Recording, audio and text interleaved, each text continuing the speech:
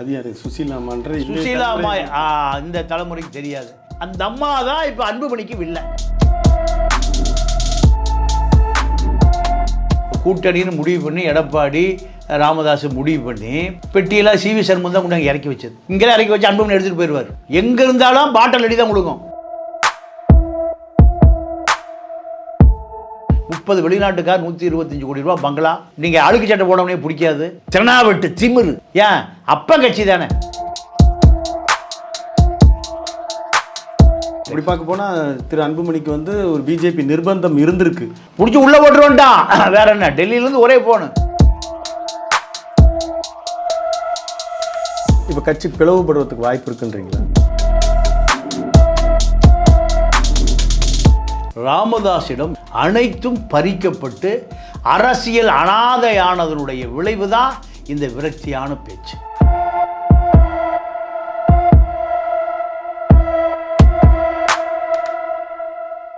அறந்தமிழ் நேயர்களுக்கு இனிய வணக்கம். இன்றைய நடப்பு அரசியல் குறித்து பேசுவதற்கு மூத்த பத்திரிகையாளர் திரு தமிழ பாண்டியன் அவர்கள் இணைந்திருக்கிறார். ஐயா வணக்கம். நேற்று பாமக பெரிய பேசு பொருளாக இருக்குது. அதில் குறிப்பாக மருத்துவர் ராமதாஸ் அவர் தொடர்ந்து அவர் பேசிய விதம், கடந்த காலங்களில் இதே அன்புமணியை அவர் தான் முன்னிலைப்படுத்தினார்.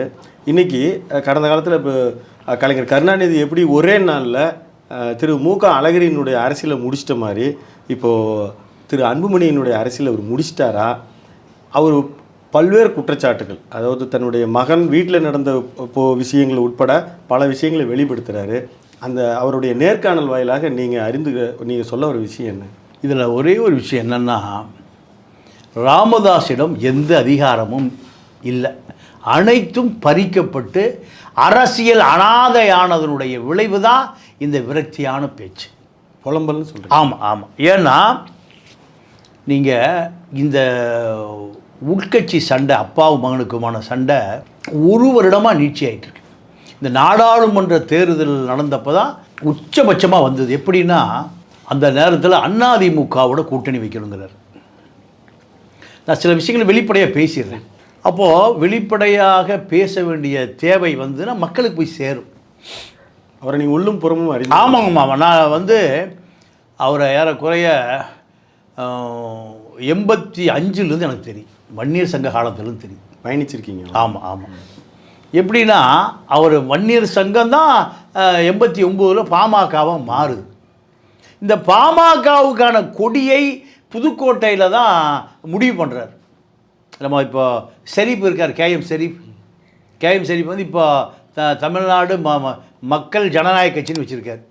அப்போ அவர் பாட்டாளி மக்கள் கட்சி. நாங்கள் எல்லாம் பாட்டாளி மக்கள் கட்சிக்கு முன்பு திராவிடர் கழகத்திலிருந்து ராஜீவ் கொலையை விட்டு திராவிடர் கழகம் நடத்த முடியல. கோவை ராமகிருஷ்ணன் தடாவில் போயிட்டார். எல்லாமே வேட்டையாடப்பட்டார்கள். அப்போ எங்களுக்கு போக்கிடம் எங்கள் தைலாவரம் தோட்டம் தான். நான் ஷெரீப்பு, இந்த ஜீவசாகத்துடைய அப்பா வள்ளிநாயகம், ஓவியாவுடைய கணவர், மதிவதனி இருக்கார்ல, மதிவதனுடைய அப்பா, இந்த இந்த இந்த இந்த அடு போன ஜெனரேஷன். இப்போ வள்ளிநாயகமும் இறந்துட்டார், சேதும் இறந்துட்டாப்புல. நாங்கள்லாம் போய் இப்போ விடுதலை சிறுத்தை துணை பொதுச் செயலர் இருக்கிற மதுரை வேலுச்சாமி எல்லாம் போய் அடைக்கலமான இடம் தைலாவரம் தோட்டம். அன்னைக்கு தமிழ் தேசியத்தினுடைய அடைக்கலமே ராமதாஸ் தான். தமிழ் தேசியத்தினுடைய அடைக்கலமே ராமதாஸ் தான். விரிவாக ஒரு வாய்ப்பு கொடுத்ததுக்கு நன்றி. அப்போது சிறுபான்மை முஸ்லீம்களுக்கான அடைக்கலமே ராமதாஸ் தான். பழனி பாபாவுடைய ஆட்கள் பூரா எங்கே போலீஸுக்கு பயந்து, குண்டாஸுக்கு, தடாவுக்கு பயந்து அடைக்கலமான இடம் அது தைலாவர தோட்டம். இந்த தகுதி ராமதாஸ்டையோ தவிர கருணாநிதிக்கு ஜெயலலிதாவுக்கு கிடையாது அன்றைய அரசியலில். அதே போல் தலித் அரசியல் அங்கே தான் இருந்தது. யாருக்கிட்ட? ராமதாஸுக்கிட்ட. தலித் அரசியல், தமிழ் தேசிய அரசியல், திராவிட கழக அரசியல், விடுதலை புலி அரசியல், சிறுபான்மை முஸ்லீம் அரசியல், தேவேந்திர குல வேளாளர் அரசியல், ஜான் பாண்டி அந்த கட்சியினுடைய மாநில தலைவர், பசுபதி பாண்டி அந்த கட்சியுடைய மாநில தலைவர், கேஎம் ஷெரீப் அந்த கட்சியுடைய மாநில தலைவர். பெரிய வரலாறு இருக்குது. இப்போ வரலாறு அழிஞ்சு போய் அவர் புலம்புறதை பார்த்தா வருத்தமாக தான் இருக்குது. அவர் ஒரு முறை மேடையில் தலித்து தான் நான் முதலமைச்சராக்குவேன் அப்படின்னு கூட சொல்லி. ஆமாம். தலித் எழில்மலையை மத்திய அமைச்சராக்குனார். சுகாதாரத்துறை அமைச்சர் அன்புமணி இருக்கிற அந்த துறை அவர் தான் டெல்லியில் கேட்டு வாங்கி வச்சிருந்தார். போய் ஃபிடல் கேஸ்ட்ரோவை சந்திச்சுட்டு வந்தார். யார்? தலித் எரிமலை. அப்போது அன்றைய அரசியல் என்பது திமுக அதிமுகவை தாண்டி அத்தனை எஸ்சிபிசி மைனாரிட்டி அரசியலுக்கான தலைவர் ராமதாஸ். இது வந்து நீங்கள் 90 to 97 7 வருஷம் புலிகள் இயக்க ஆட்கள் ராமதாஸோட தொடர்பு இருப்பாங்க. ஜெயலலிதா ஆட்சி 91 96 புலிகளை ஆதரிச்சிங்கன்னா 7 வருஷம் ஜெயலலிதா சொல்லுது. இவர் சொல்கிறாரு, நான் ஒரு மருத்துவன், டாக்டர், புலி பேஷண்ட்டாக வந்து எனக்கு வைத்தியம் பாரு, குண்டடிப்பட்டு வைத்தியத்துக்கு வந்தால் வைத்தியம் பார்ப்பேன். 7 வருடம் இல்லை 70 வருடம் போட்டாலும் சரி பார்த்துக்கலான்னு. இப்படி ஒரு தைரியமான ஆளை நீங்கள் அது வன்னியர் குலசிங்கம் நான் சொல்ல மாட்டேன், தமிழர் குலசிங்கம். ஒரு தமிழன் ராமதாஸை நான் வந்து வன்னியரெல்லாம் பார்க்கல, சாதியெல்லாம் பிரிக்கக்கூடாது, தமிழனாக தான் பார்த்தோம். அப்போது அத்தனை நக்சல், நானும் நக்சலைட்டு தான் தொடர் எழுதினார். தெம்பு எவனுக்கா இருக்கா, நானும் நக்சலைட்டு தாங்க அப்படின்னு தொடர் எழுதினாருங்க. இப்படியெல்லாம் பெரிய வரலாறு இருக்குது. இப்போ புலம்புறாரு. என்ன காரணம்னா இதெல்லாம் எப்போ நடக்குதுன்னா அதிகாரம் சண்டை வர ஆரம்பிச்சிருச்சு. போன எம்பி எலெக்ஷனில் அப்பா அதிமுகவோடு சேரணும்னு முடிவு பண்ணி எடப்பாடியோடு டீலிங்கை முடித்து சுசீலாம்மா வீட்டில் பொட்டிகள் இறக்கி வைக்கப்பட்டது. அது யார் சுசீலாமான்ற? சுசீலாம்மா இந்த தலைமுறைக்கு தெரியாது. ரைட்டு. யார் சுசீலாம்மான்னா இவர் 2 ரூபா 3 ரூபா டாக்டராக இருந்தார்ல, அந்த ஓலை வேயப்பட்ட அந்த மருத்துவமனை, எளிய மருத்துவமனை. அதில் ஒரு பழைய ஏசி ஓடிட்டுருக்கும். பழைய ஏசின்னா அந்த இந்த ஏசி, விண்டோ ஏசி டுர்ன்னு இழுக்க ஓடிட்டுருக்கு. அதில் சைக்கிள் ரிக்ஷாவில் வருவார். நான் இதெல்லாம் பார்த்த கதை, கேட்ட கதையோ சினிமா கதையோ இல்லை. வீட்டிலேருந்து சைக்கிள் ரிக்ஷா 2 ரூபா கொடுத்து அந்த சைக்கிள் ரிக்ஷாக்காரங்க இறக்கி விடுவான். 2 ரூபா நோட்டு, அப்புறம் 2 ரூபா நோட்டு இருந்தது. ஒரு சேப்பு கடை இருக்குன்னு தெரியுமா, பார்த்துருக்கீங்களா? 1 ரூபா நோட்டு இருந்தது, வெள்ளையாக இருக்கும். அதில் அந்த 2 ரூபா நோட்டை கொடுத்துட்டு இறங்கி வருவார். அப்போ நாங்களாம் அந்த வாசலில் உட்காந்துருப்போம். வர்ற பேஷண்ட்டை அந்த அம்மா தான் வைத்தியம் பார்க்கும். அந்த அம்மாவுக்கு பேர் சுசீலா. அந்த அம்மா ஒரு நர்ஸ், செவிலியர். ஆமாம், செவிலியர். விஸ்வகர்மா கம்யூனிட்டியை சேர்ந்த அந்த அம்மா. அப்போது அந்த அம்மா ஒரு காலகட்டத்தில் திருமணம் பண்ணி போயிடுச்சு. திருமணம் பண்ணி போன பிறகு ஐயாவே மறுபடி கூப்பிட்டு வந்துட்டார். கூப்பிட்டு வந்து அந்த அம்மா மறுபடியும் அங்கே நர்ஸ். அந்த அம்மா இன்னைக்கு வரைக்கும் அந்த அம்மாவுக்கு குழந்தை ஊட்டி இல்லை. அந்த அம்மா ஐயாவோடு நர்ஸாகவே, செவிலியர், ஐயாவை பார்த்து கொள்ளுகிற செவிலியராகவே இன்று வரை தொடர்கிறது. செவிலித்தாயா இன்று வரை தொடர்கிறது. அதை நம்ம வந்து விமர்சனம் பண்ண தேவையில்லை, சரியா? அப்போது இந்த அம்மா இன்னைக்கு ஒரு விஸ்வகர்மா அறக்கட்டளை, அதில் பல 100 கோடி பணம் இருக்குது. இப்போ அவங்க அரசியல் தலையீடு செய்கிறாங்கன்றீங்க. இப்போ அந்த அம்மா தான் இப்போ அன்புமணிக்கு வில்லை. அந்த அம்மா தான், சுசீலா தான் அன்புமணிக்கு வில்லை. அன்புமணி என்ன நினைக்கிறாருன்னா, அப்பாவை இயக்குவது சுசீலா, சின்னம்மா. அப்படி சின்னம்மா தான் இயக்குது. இப்போ அவர் அந்த பிரிண்ட் அவுட் எடுத்து கொடுத்து பேச வச்சு ப்ரெஸ் மீட்டை சந்திக்க வச்சதெல்லாம் யாரும் கிடைக்கல, சுசீலா தான். சரஸ்வதி இல்லை. அன்புமணியுடைய தாய் சரஸ்வதி அல்ல, சின்னம்மா சுசீலா தான். ஏன்னா சுசீலாவுடைய இன்னைக்கு அரசியல் அதிகாரம், அந்த அம்மாட்ட ஒரு பெரிய அறக்கட்டளை இருக்குது, ஒரு 300-400 கோடி ரூபா பணம் இருக்குது. இதுக்கு பாதுகாப்பு ராமதாஸ் தான். ராமதாஸ் அதிகாரத்தில் இல்லைன்னா அன்புமணியால் அந்த பணம் புடுங்கப்படும், பறிக்கப்படும். இதுதான் இப்போ பாலிடிக்ஸ். இது யாரும் பேச பயப்படுறான், பேச தெம்பு திராணி எவனுக்கு இல்லை. ஏன்? எல்லா ஊடகங்களும் தரகராக இருக்கான், புரோக்கராக இருக்கான். உண்மையை சொல்கிறதே இல்லை. கருணாநிதி வீட்டில் ராஜாத்தி அம்மா, அந்த அம்மா பழைய பேர் தர்மாம்பாள் எப்படி நாடக நடிகர் நல்ல தம்பி, அதான் இன்றைய ராஜாத்தி அம்மா பழைய தர்மாம்பாளுடைய கணவர். அந்த கணவரை கருணாநிதி கூப்பிட்டு வந்துட்டார். அப்போது அந்த அரசியல் யாரும் சொல்கிறது இல்லை. ஜெயலலிதா சோபன் பாபு போய் கல்யாணம் பண்ணிவிட்டு அந்த அம்மா சோபன் பாபு தான் குடும்பம் நடத்துது. வந்து லிவிங் டுகெதர் இருந்ததாக தான் நம்ம இன்னைக்கு நீங்கள் திருமணம் வேறு, அது ஏதாவது அவதூறு வழக்கு இல்லை? வரட்டு அவதூறு வழக்கு உண்மைத்தானே சொல்கிறோம். உண்மைதான் இப்போ அவதூறாக போச்சு. அவதூறுங்கிறது எது? உண்மையை சொன்னால் அது அதுக்கு பேர் அவதூறு. ஏன்னா அவங்களோட வலிமையாக இருக்குது, ஒரு பெரிய வழக்கறிஞர் வைக்க முடியும், நம்ம வழக்கறிஞர் வைக்க முடியாது. இதுதான் நீங்கள் எப்பவுமே பொய் வந்து பிரம்மாண்டமாக இருக்குது, உண்மை ஓரமாக அஞ்சு ஒடுங்கி ஒளிஞ்சு நிற்குது. நானே சில நண்பர்களோட கோயிலுக்கு போகிற பழக்கம் இருக்குது. நான் ஜாயின் போட போக மாட்டேன், பெரியாரிஸ்ட்டு. சில நண்பர்கள் கோயிலுக்கு போன ஞாயிற்றுக்கிழமை ஒரு நண்பர், ஒரு டாக்டர், வேலூருக்கு பக்கத்தில் குடியாத்து பக்கத்தில் செம்பள்ளின்னு ஒரு கிராமம், ஒரு குலதெய்வம் சாமி போட்டு என்னை கூட்டிகிட்டு போனார். ஆடு வெட்டுறாங்கன்னு. சரி ஆட்டுக்கறி சாப்பிட்லாமே அப்படின்னு நானும் போனால் எங்களுக்கு முதல் மரியாதை கொடுத்தார். டாக்டர் சாய்நாத்னு பேர்.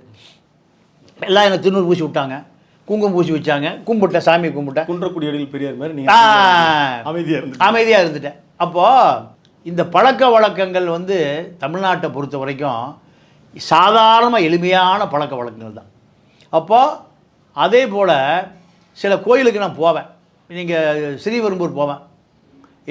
எனக்கு ஒரு நெருங்கிய நண்பர் சித்தா டாக்டர் தர்மராஜ், பாண்டிச்சேரி தர்மராஜ், அவரோட எல்லா கோயிலுக்கும் போவேன். திருவேற்காடு, மாங்காடு எல்லாம். அப்போது தமிழ் ஓதுவார்கள் ஓரமாக ஒண்டி ஒளிஞ்சிட்டு இருப்பான். தமிழ் அர்ச்சனை பண்ணலாம்ல, அந்த தமிழ் அர்ச்சனை பண்ணுற ஓதுவார் என்ன பண்ணுவான்? உண்டி ஒதுங்கியிருப்பான். சமஸ்கிருதம் பேசுகிற பல்காக இருக்கிற அவாள் என்ன பண்ணுவான்? பந்தாவாக இருப்பான். தமிழில் அர்ச்சனை செய்யப்படும், தமிழ்நாட்டில் போர்டு இருக்கும். அப்போ இதுதான் உண்மை வந்து ஒளிஞ்சு ஓரமாக தூணும் மறைஞ்சிக்குது. அப்போ சில விஷயங்கள் சொல்லித்தாகணும். அப்போ சுசீலா அம்மா தான் இப்போ ராமதாஸை இயக்குவது. நீங்கள் சொல்கிறபடியே வைத்து கொண்டாலும் இப்போது அன்புமணிக்கு எந்த வகையில் அவருக்கு தொந்தரவாக இருக்க போகுது? அவர் தான் முழுக்க அவர் தலைவராகிட்டார். இப்போ நேற்று தலைவராக இருக்கிறது கூட ஏதோ வற்புறுத்தி வாங்கப்பட்டதாக திரு ராமதாஸ் அவர்கள் சொல்கிறாங்க. அந்த வகையில் இருக்கும் பொழுது இவருக்குன்னு இப்போ தேவையான கேபினெட் 35 வயசுலேயே கேபினெட் ஆகிட்டார். அவருக்குன்னு எல்லா விதமான செல்வமும் செல்வாக்கும் அவருக்கான அந்த ஆளுமை பண்பு எல்லாம் இருக்கும் பொழுது அந்த அம்மா எந்த வகையில் இவருக்கு தொந்தரவாக இருந்துட்டு போகிறாங்க? இல்லை, அந்த அம்மா தொந்தரவு இல்லை, இவரையே தொந்தரவாக நினைக்கிறார். ஓ, யார? தகப்பனைய அந்த அம்மா உடைய ஆலோசனை பெற்று தனக்கு இடையூறு பண்ணுறதா நினைக்கிறார். நீங்கள் அதிமுக கூட்டணின்னு முடிவு பண்ணி எடப்பாடி ராமதாஸ் முடிவு பண்ணி பெட்டியெல்லாம் சிவி சண்முகம் தான் கொண்டு அங்கே இறக்கி வச்சது. இங்கெல்லாம் இறக்கி வச்சு அன்புமணி எடுத்துகிட்டு போயிடுவார். எங்கே இருந்தாலும் பாட்டில் அடி தான் விழுகும். என்னடி? பாட்டில் அடி, தண்ணி பாட்டில் அடி தான் விழுகும். அப்போது இது இப்போ அவருக்கு வங்கி எங்கே இருக்குது? சுசீலம்மா வீட்டில் தான் இருக்குது. அப்போ அங்கே ஆனால் என்ன நடக்குதுன்னா, அவர் சொல்கிறார் அன்புமணியும் சௌமியா வந்து காலில் கட்டி பிடிச்சி நாங்கள் ஜெயிலில் பிடிச்சி போட்டுருவாங்க, நாங்கள் திகாவில் கழுவிக்கணும். ஏன்னா அவர் வந்து ஒரு கார்ப்பரேட் அரசியல்வாதி தான். யார்? அன்புமணி. ஜெயிலெல்லாம் சினிமாவில் கூட பார்த்துருக்க மாட்டார். 30 வெளிநாட்டுக்கார், 125 கோடி ரூபா பங்களா. நீங்கள் அழுக்கு சட்டை போடவுனே பிடிக்காது, ஒரு திறனாவட்டு திமிரு. ஏன்? அப்போ கட்சி தானே. இவர் கிளை செயலாளர் வந்திருந்தாலும் அது கஷ்டம் தெரியும். அப்படிலாம் இல்லை. அப்போது பிஜேபியோடு தான் கூட்டணின்னு அப்பா முடிவை மாற்றி ராத்திரி அதிமுக, காலையில் பிஜேபி கூட்டணி. இப்படி பார்க்க போனால் திரு அன்புமணிக்கு வந்து ஒரு பிஜேபி நிர்பந்தம் இருந்திருக்கு. பிடிச்சி உள்ளே போட்டுருவோன்ட்டான். வேற என்ன? டெல்லியிலேருந்து ஒரே ஃபோனு. காலையில் கூட்டணி மாறலைன்னா எங்கே இருப்பேன்? திகார் ஜெயிலில் இருப்பேன். அவ்வளோதான், முடிஞ்சிது. ஒரே ஃபோனு. பொண்டாட்டி முடிச்சு வந்து ஐயோ வேண்டாம் திமுக, வேண்டாம் பிஜேபி. அப்போது இதுதான் அங்கே தான் அதிகார சண்டை ஸ்டார்ட் ஆகுது. அது வரைக்கும் ராமதாஸ் அதிகாரம் இருந்தது. அதிகாரம் எங்கே தடுமாறுது? அப்பா அதிமுக, மக பிஜேபி. அப்போ மக என்ன நினைக்கிறாரு? இவர்கிட்ட போய் கெஞ்சி கூத்தாடி இந்த கூட்டணி முடிவு பண்ண வேண்டியதார். இனிமேல் அவர் தலைவரில் நான் தான் தலைவர், யாரையும் தொங்க வேண்டியதில்லை. இப்போ அந்த காலகட்டத்தில் இவங்க பிஜேபியோட கூட்டணி வைத்து சீட்டு வாங்கி அந்த வாங்கிய சீட்டுகள் அத்தனையும் தோற்று போயிட்டாங்க. இன்றைக்கி தந்தையார் விரும்புகின்ற அதிமுகவும் மகன் விரும்புகின்ற பிஜேபியும் எல்லாம் ஒன்றா தான் இருக்காங்க. இப்போ எப்படின்னாலும் இந்த எல்லா சிறு நதிகளும் அந்த கடலில் தானே போய் கலக்க போகுது. அப்போது திரு அன்புமணி அவர்களுக்கோ ராமதாஸ் அவர்களுக்கும் முரண்பாடு என்ன? இப்போ போனால் இது ஒரு வெற்றி கூட்டணியாக ஆயிராதா? இந்த நேரத்தில் திரு ராமதாஸ் அவர்கள் ஒரு கட்சியில் ஒரு கலகம் ஏற்படுத்துகிறாரா, இல்லை அது என்ன பிரச்சனை? இப்போ என்ன அங்கே எரர்னா, ஒவ்வொரு முறையும் கூட்டணியை அன்புமணியை முடிவு செய்ய முடியாமல் ராமதாஸ்கிட்ட போய் அப்ரூவல் வாங்க வேண்டியது. அப்போ சௌமியா என்ன சொல்லுது? ஒவ்வொரு முறையும் நம்மளே முடிவு செய்ய முடியல. யார்கிட்ட போனோம்? அவர்கிட்ட போய் அப்ரூவல் வாங்க வேண்டியதாக இருக்குது. 87 வயசாச்சு அவருக்கு. அவர் எந்த ஊருக்கு போகிறாரு, எந்த மாநாடு நடத்துகிறாரு, எங்கே செலவு பண்ணுறாரு, எல்லாம் நம்ம தான் கட்சி நடத்துகிறோம். இதுக்கு நடுவில் காந்திமதி யார் மகள் வந்து கேட்குது, அப்பா உனக்கு பின்னாடி எங்களுக்கு அந்த கட்சி எந்த ஒட்டுவும் இல்லை உறவும் இல்லைன்னு பேரனை முகுந்தனை கொண்டு வந்து மாநில இளைஞரணி தலைவர் பதவி கொடுக்குறாரு. அது அன்புமணி விட மாட்டேங்கிறார். ஏன்? ராமதாஸுக்கு அதிகாரம் இருக்கும்போதே காலில் கையில் விழுந்து கூட்டணி மாற்ற வேண்டியதாக இருக்குது.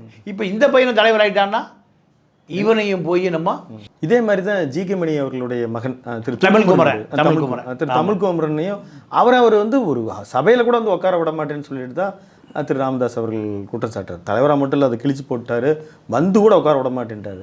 அந்த அளவுக்கு அவர் என்ன செஞ்சிருப்பாரு? அதிகாரம் தன்னை விட்டு எங்கேயும் போகக்கூடாது. அவர் மேலே கூட்டம் உருவாயிரும். தமிழ்குமரன் மாநில தலைவரை அவங்க அப்பா கட்சி தலைவராக நீண்ட காலம் இருக்கார். அப்போ அந்த கூட்டம் போய் அங்கே ஒரு கோஷ்டி ஆயிரும். அவருக்கு ஒரு பணம் செல்வாக்கு இருக்கு.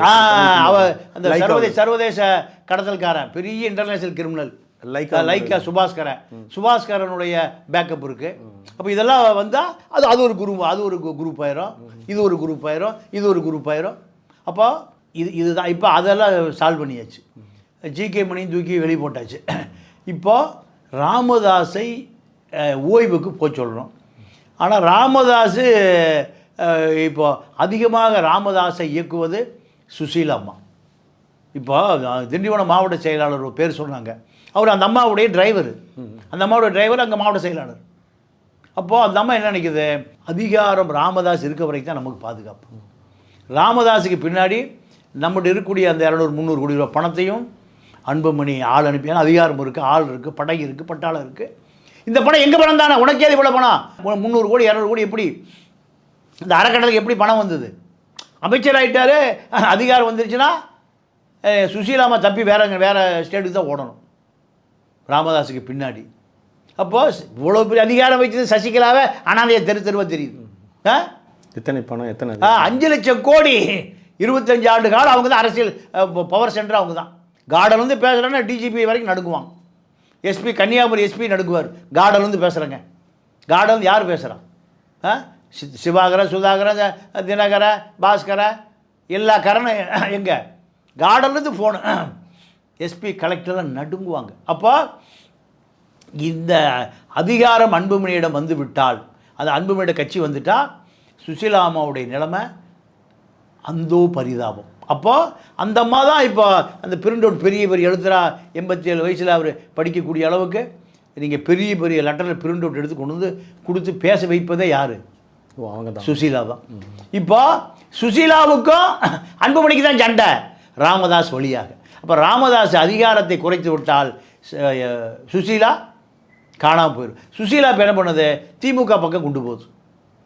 சுசீலா, ஜி.கே. மணி, ராமதாஸ், இந்த செட்டப்பை திமுக பக்கம் கொண்டு போகுது. அப்போ அதிமுக இப்போ எடப்பாடிகிட்ட கேட்குற, எனக்கு ராஜ்யசபா சீட் கொடுன்னு கேட்குறாரு.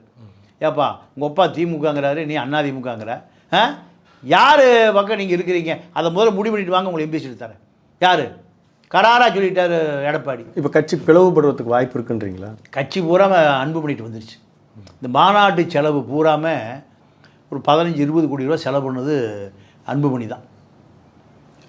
சென்னைக்கு மட்டும் ஏகே மூர்த்திகிட்ட 3 கோடி ரூபா கொடுத்து எல்லாம் வண்டி வச்சுட்டு வர சொன்னார். ஒரு 100 வண்டி 200 வண்டி வரணும். ஒரு வண்டிக்கு 50,000 ரூபா. 3 கோடி ரூபானா ஏறக்குறைய 600 வண்டி வரணும், 500 வண்டி வரணும். கட்சி அல்லாத வன்னியர் சங்க மாநாட்டுக்கு இந்த மாதிரி கடந்த காலங்களில் நம்ம கேள்விப்பட்டதில்லை. நீங்கள் கேள்விப்பட்டிருக்கீங்களா? இல்லை இல்லை. இந்த மாதிரி அவங்க இயற்கையாக எழுச்சியாகவே அவங்க சமுதாய இதுன்ற வரும் இல்லையா? இப்போ அதுவும் அவங்களும் பணம் அப்படின்ற நிலைமைக்கு ஆளாயிட்டாங்க. அதாவது நீங்கள் 30 இம்போர்ட்டட் கார் இருக்குது அன்புமணிகிட்ட. 125 கோடி ரூபாய்க்கு வீடு கட்டி வச்சுருக்காரு. ஏற்காடில் இந்த பக்கம் 1000 ஏக்கரா, அந்த பக்கம் 1000 ஏக்கரா. கர்நாடகாவில் போய் ராமதாஸ் எஸ்டேட்னு தெரியாத ஆளே இல்லை. எங்கே? கர்நாடகாவில் எங்கே கேட்க சொல்லுங்கள், போய் நேராக போய் காமிக்கிறேன். அப்போ இப்படி பல 1000 கோடி பணம் வந்துருச்சு. வந்த பிறகு கட்சிக்காரன் பார்க்குறான், செத்து போன 25 பேர் குண்டடிப்பட்டு அந்த தியாகி செத்து போனான். 25 குடும்பம் என்ன ஆச்சுன்னே தெரியல. 25 குடும்பம் என்ன திமுக வந்து இப்போ வைக்கிது தியாகி மண்டபம், இப்போ திமுக கட்டுது. ராமதாஸ் குடும்பம் ஏன் கட்டலை? சரஸ்வதி தான் தியாகியா? செத்து போன ஒருத்தன் பேரில் அந்த லா காலேஜ் கட்டலாம், பொறியியல் கல்லூரி கட்டலாம், ஏன் கட்டலை? நெய்வேலியில் 10,000 பேர் நார்த் இந்தியா இருக்கான், வட இந்திய தொழிலாளி இருக்கான், 10,000 வன்னியர் அங்கே இல்லையா? அப்போ நீங்கள் என்டி சண்முகம் சுரங்கத் தொழில் அமைச்சராக இருந்தார், அப்போ ஒரு 10,000 பேரை எடுத்துக்க முடியாதா? நிலம் கொடுத்தவனுக்கு இன்றைக்கு வரைக்கும் பணம் கிடைக்கல, வேலை கிடைக்கல. அப்போது அது பூரா வன்னியர் பெல்ட்டு, அங்கே எதுவுமே செய்ய முடியல. இப்படி நீங்கள் செய்யாதனுடைய விளைவு தான் உங்கள் கோட்டைகளே வந்து ஓட்டவர் விஜய்காந்த். அவன் தெலுங்கங்கிலுங்க என்னென்னமோலாம் சொன்னீங்க, அந்த மக்களை ஏற்றுக்கிட்டானா? ஏற்றுட்டு 29 எம்எல்ஏ எங்கேருந்து கொடுத்தான்? விருத்தாச்சல் எங்கே இருக்குது? ரிஷி வந்து எங்கே இருக்குது? இதெல்லாம் எங்கே இருக்குது? கள்ளக்குறிச்சி எல்லாம் வன்னியர் பெல்ட்டு தான் இருக்குது. தெலுங்கு தாய்மொழியாக கொண்ட விஜயகாந்த் மச்சா சுரேஷ் எங்கே நிற்கிறார் எம்பி சீட்டில்? ஓ ஆள் தான் நிற்கிற, ஆள் தான் ஓட்டு போடுறான். அப்போது வன்னியர்களை நீங்கள் உங்களுடைய கட்டுப்பாட்டில் வச்சு 50 லட்சம் பேரை வச்சுருக்க உங்களால் முடியல. 1 கோடி பேர் இருக்கானா, 1 கோடி பேர் ராமதாஸை கடவுள்ல சொல்லணும், அன்புமணி தான் தெய்வம்னு சொல்லணும், இல்லையே பணம் கொடுத்து கூட்டிகிட்டு வர. அப்போது நீங்கள் அந்த மக்களுக்கு விசுவாசம் இல்லை, அந்த மக்கள் உங்களுக்கு விசுவாசமாக இல்லை. இதுதான் இப்போது ராமதாஸை பொறுத்த வரைக்கும் நீங்கள் ஓய்வுக்கு போயிருங்கன்னு அழுத்தம் கொடுக்குறாங்க. இதை அவரால் ஏற்றுக்க முடியல.